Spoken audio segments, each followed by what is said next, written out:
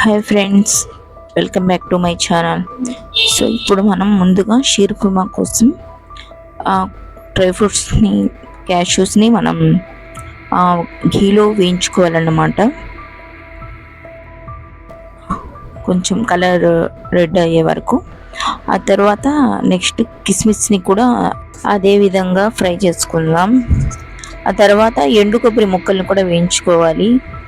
But నేను నా దగ్గర చోబా ఉంది కాబట్టి చోబా ఫ్రై చేస్తున్నా.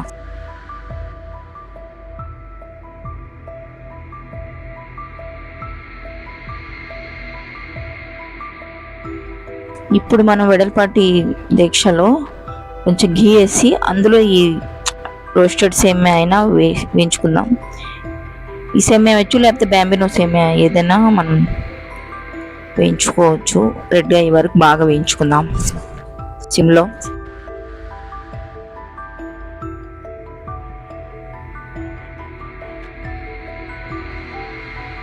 ఆ తర్వాత దాన్ని తీసి వేరే గిన్నెలో చేంజ్ చేసి ఇప్పుడు మనం పావు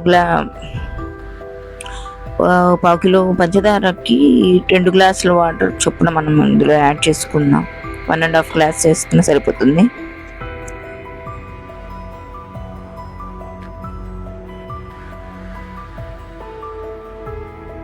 ఇందులో చెక్క వేసుకుందాం, ఫ్లేవర్ కోసం బాగుంటుంది దమ్కి సేమియా కోసంలో. ఇప్పుడు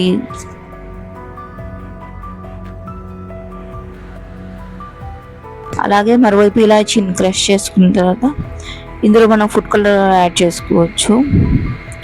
ఫుడ్ కలర్ మన దగ్గర రెడ్ ఉన్న, ఆరెంజ్ ఏ కలర్ ఉంటే అది యాడ్ చేసుకుందాం.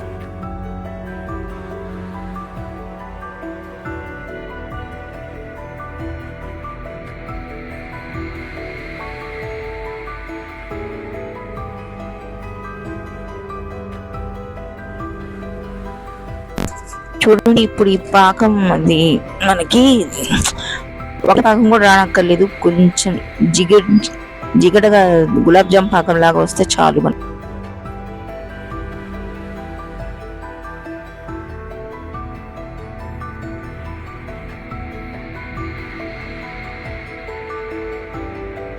మనం ఈ సేమియాని యాడ్ చేసుకుందాం.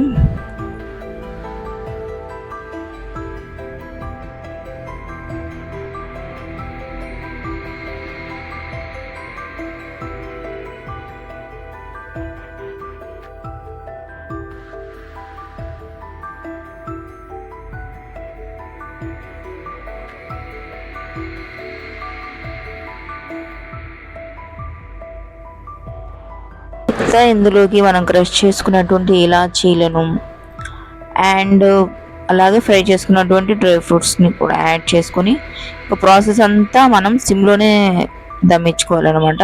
మూత పెట్టేసి బాగా దగ్గర పడి తర్వాత మనం ఆఫ్ చేసుకోవడం అండి. ఎంతో టేస్టీ అయినా దమ్ సేమియా is ready to eat. Okay friends, please like and subscribe మీ. Thank you, bye.